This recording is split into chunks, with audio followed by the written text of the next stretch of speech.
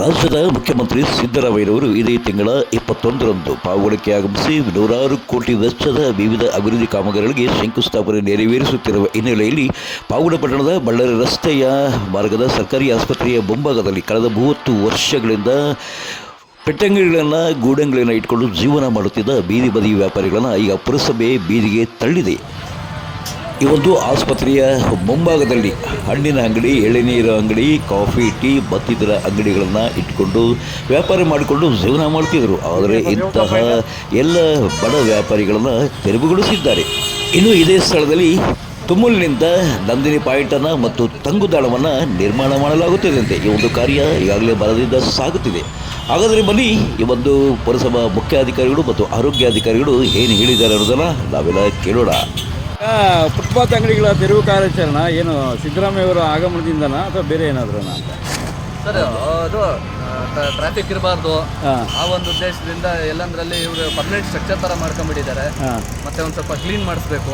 ಹಾಗಾಗಿ ಫುಟ್ಪಾತ್ ಕಾರ್ಯಾಚರಣೆ ಇಟ್ಕೊಂಡಿದ್ದೀವಿ ಸರ್. ಓಕೆ. ಎಲ್ಲ ಈಗ ತೆರವು ಮಾಡ್ತಾ ಇದ್ರಲ್ಲ, ಪರ್ಯಾಯ ವ್ಯವಸ್ಥೆ ಏನಿದೆ ಅಂತ ಇವರಿಗೆ? ಪರ್ಯಾಯ ವ್ಯವಸ್ಥೆ ಅಂದರೆ ಆ ಥರ ಅಲ್ಲ, ಇವ್ರು ಬಂದು ಮಾರ್ಕೊಂಡು ತಳ್ಕೊಂಡು ಹೋಗ್ಬೇಕು.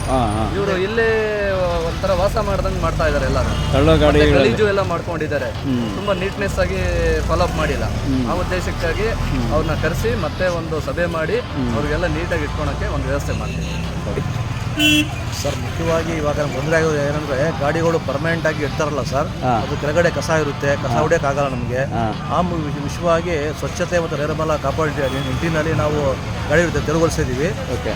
ಬೆಳಿಗ್ಗೆ ಬಂದು ವ್ಯಾಪಾರ ಮುಗಿಸ್ಕೊಂಡು ಸಂಜೆ ನಮಗೆ ಅಭ್ಯಂತರ ಇಲ್ಲ ಸರ್. ಓಕೆ. ಇದರಿಂದ ಪರ್ಮನೆಂಟ್ ಆಗಿ ಯಾರು ಇರಬಾರ್ದು ಸರ್, ಅದೇ ಮುಖ್ಯ ಸರ್ ಇದು. Okay okay right. ಕೇವಲ ಸರ್ಕಾರಿ ಆಸ್ಪತ್ರೆಯ ಮುಂಭಾಗದ ಗೂಡಂಗಳಿಗೆ ಮಾತ್ರ ಟಾರ್ಗೆಟ್ ಯಾಕೆ ಎಂಬ ಪ್ರಶ್ನೆ ಈಗ ಎದ್ದಿದೆ. ಇನ್ನು ಮುಖ್ಯಮಂತ್ರಿಗಳ ಆಗಮನದ ಹಿನ್ನೆಲೆಯಲ್ಲಿ ಸರ್ಕಾರಿ ಜೂನಿಯರ್ ಕಾಲೇಜಿನಲ್ಲಿ ವೇದಿಕೆ ನಿರ್ಮಾಣವಾಗುತ್ತಿದ್ದು, ಈ ಒಂದು ವೇದಿಕೆ ಕಾರ್ಯ ಭರದಿಂದ ಸಾಗುತ್ತಿದೆ. ಆದರೆ ಜೂನಿಯರ್ ಕಾಲೇಜು ಮಾರ್ಗದಿಂದ ಮುಖ್ಯಮಂತ್ರಿಗಳ ವಾಹನ ತಲುಪುವ ರಸ್ತೆಯ ಮಾರ್ಗದಲ್ಲಿರುವ ಮರಗಳ ಬುಡಕ್ಕೆ ಕೊಡಲಿ ಪೆಟ್ಟು ಬಿದ್ದಿದೆ. 30-40 ವರ್ಷಗಳಿಂದ ಬೆಳೆದಿದ್ದ ಮರಗಳನ್ನು ಈಗ ಕಡಿಯಲಾಗಿದೆ. ಇದರಿಂದ ಪರಿಸರವಾದಿಗಳು ಆಕ್ರೋಶವನ್ನು ಹೊರಹಾಕುತ್ತಿದ್ದಾರೆ.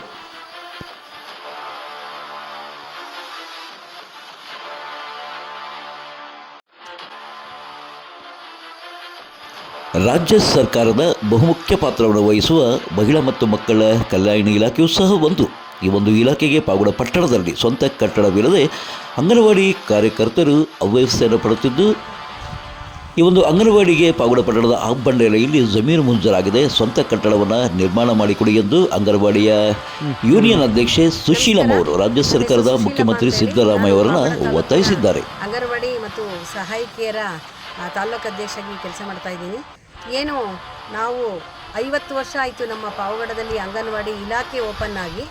ಆವಾಗ ಒಂದು 3 ವರ್ಷ ಸ್ವಂತ ಕಟ್ಟಡದಲ್ಲಿ ಹಳೇದು ಒಂದು ಹಾಸ್ಪಿಟಲ್ದೊಂದು ಕಟ್ಟಡ ಕೊಟ್ಟಿದ್ದರು. ಅದು ಬಿದ್ದು ಹೋದ್ಮೇಲೆ ಇದುವರೆಗೂ ಕೂಡ 3 ವರ್ಷಕ್ಕೆ 4 ವರ್ಷಕ್ಕೆ ಕಟ್ಟಡಗಳನ್ನು ಬದಲಾವಣೆ ಮಾಡಿ ಇದು 3ನೇ ಕಟ್ಟಡದಲ್ಲಿ ನಾವು ಇವತ್ತೇನು ಅಂಗನವಾಡಿ ನಡೆಸ್ತಾ ಇದೆ. ನೋಡಿ, ಕಾರ್ಯಕರ್ತರು ಸಹಾಯಕರಿದ್ದಾರೆ. 336 ಪ್ಲಸ್ 336 700 ಜನ ಇದ್ದೀವಿ ಸರ್. ಆದರೆ ನಮಗೆ ಸ್ವಂತ ಕಟ್ಟಡ ಇಲ್ಲ, ಚಿಕ್ಕ ಬಿಲ್ಡಿಂಗ್ಗಳಿರ್ತವೆ, ಕೂತ್ಕೊಳ್ಳೋಕ್ಕಾಗಲ್ಲ. ಮತ್ತು ನಮಗೆ ಮೂಲಭೂತ ಸೌಕರ್ಯಗಳು ಯಾವುದು ಕೂಡ ಒಂದೊಂದು ಕಡೆ ಇರುತ್ತೆ. ವಾಶ್ರೂಮ್ಗಳೆಲ್ಲ ಅಲ್ಲಿಂದ ವಾಶ್ರೂಮ್ಗಳಿಗೆ ಹೋಗೋಕ್ಕೂ ಆಗೋದಿಲ್ಲ. ಅದರಲ್ಲಿ ನಮ್ಮಲ್ಲಿ ಅಂಗವಿಕಲರು ಒಂದು 6ರಿಂದ 7 ಜನ ಅಂಗವಿಕಲರು ಕೆಲಸ ಮಾಡ್ತಿದ್ದಾರೆ. ಅವ್ರಿಗೆ ಮೆಟ್ಲು ಹತ್ತಕ್ಕೂ ಆಗೋದಿಲ್ಲ. ಇವತ್ತು ಮೀಟಿಂಗ್ ಅಂಗನವಾಡಿ ಮೀಟಿಂಗಿಗೆ ಬರಬೇಕು ಅಂತ ಹೇಳಿದ್ರೆ, ಸಭೆಗೆ ಬರಬೇಕು ಅಂತ ಹೇಳಿದಾಗ ಅಲ್ಲಿ ಅವ್ರಿಗೆ ಮೆಟ್ಲತ್ತ ಒಂದು ಸಭಾಂಗಣ ಇಲ್ಲದೆ ಇರೋದ್ರಿಂದ ನೀವು ಮಾಡಿ ಮೇಲೆ ಸಭೆ ಮಾಡ್ತಿದ್ದೀರಾ? ಹೌದು ಸರ್. ಹಂಗಾಗಿ ನಮ್ಗೇನು ಇವತ್ತು ಪಾವಗಡದಲ್ಲಿ 2013ರಲ್ಲಿ ಸರ್ವೆ ನಂಬರ್ 164 ಅದರಲ್ಲಿ 30 ಕುಂಟೆ ಒಂದು ಜಾಗನ ಆಪ್ ಬಂಡೆ ಮೇಲೆ ನಮಗೆ ಖಾತನೂ ಮಾಡಿಕೊಟ್ಟು ಎಲ್ಲ ಇಲಾಖೆಯಿಂದಲೂ ಅನುಮತಿನೂ ಆಗಿದೆ. ಆದರೆ ಅದನ್ನು ಕಟ್ಟೋಕ್ಕೆ ಯಾರೂ ಮುಂದೆ ಬರ್ತಾ ಇಲ್ಲ. ಹಿಂದೆ ಕೂಡ ನಾವು ನಮ್ಮ ತಾಲೂಕಿನಿಂದ ಗೆದ್ದೋಗಿ ಮಿನಿಸ್ಟ್ರಾಗಿ ಕೆಲಸ ಮಾಡಿದಂತಹ ನಮ್ಮ ವೆಂಕಟರಮಣಪ್ಪ ಸಾರ್ನು ಕೂಡ ನಾವು ಕೇಳ್ಕೊಂಡಿದ್ವಿ. ಅವರು ನಾವು ನಿಮಗೆ ಕಟ್ಕೊಡ್ತೀವಿ ಅಂತ ಭರವಸೆ ಕೊಟ್ಟಿದ್ದರು. ಆದರೆ ಅವರು ಕೂಡ ಕಟ್ಟೋಕ್ಕಾಗಲಿಲ್ಲ. ಈಗಲಾದರೂ ಕೂಡ ಏನು ಜನಪ್ರಿಯ ಶಾಸಕರಾದಂಥ ಮಾನ್ಯ ಶ್ರೀಮನ್ ವೆಂಕಟೇಶ ಅವರು ಸಾರು ಕೇಳ್ತಾ ಇದ್ದೀವಿ, ಇವತ್ತು ಅಂಗನವಾಡಿಯವರಿಗೆ ಒಂದು ಮೀಟಿಂಗ್ ಮಾಡ್ಕೊಳ್ಳೋಕ್ಕಾಗಲಿ ಒಂದು ಆಫೀಸ್ ಅನ್ನೋದನ್ನು, ಸ್ವಂತ ಆಫೀಸನ್ನು ನಮ್ಮ ಜಾಗದಲ್ಲೇ ನೀವು ಮಾಡಿಕೊಡ್ಬೇಕು. ಮಾನ್ಯ ಮುಖ್ಯಮಂತ್ರಿಗಳು 21ನೇ ತಾರೀಕು ನಮ್ಮ ಪಾವಗಡಕ್ಕೆ ಆಗಮಿಸ್ತಾ ಇದ್ದಾರೆ. ಹಾಗಾಗಿ ಮೊನ್ನೆ ಕೂಡ ಒಂದು ತಾಲೂಕು ಮಟ್ಟದ ಸಭೆಯಲ್ಲಿ ನಮ್ಮ ಉಸ್ತುವಾರಿ ಸಚಿವರಾದಂತಹ ಜಿ ಪರಮೇಶ್ ಸರ್ ಅವರು ಕೂಡ ಏನಾದರೂ ನಿಮ್ಮ ಅನುದಾನದಲ್ಲಿ ಪಾವಗಡಕ್ಕೆ ಮಾಡಬೇಕು ಅಂತೇಳಿ ಅವರು ಒತ್ತು ಹೇಳಿದ್ದಾರೆ.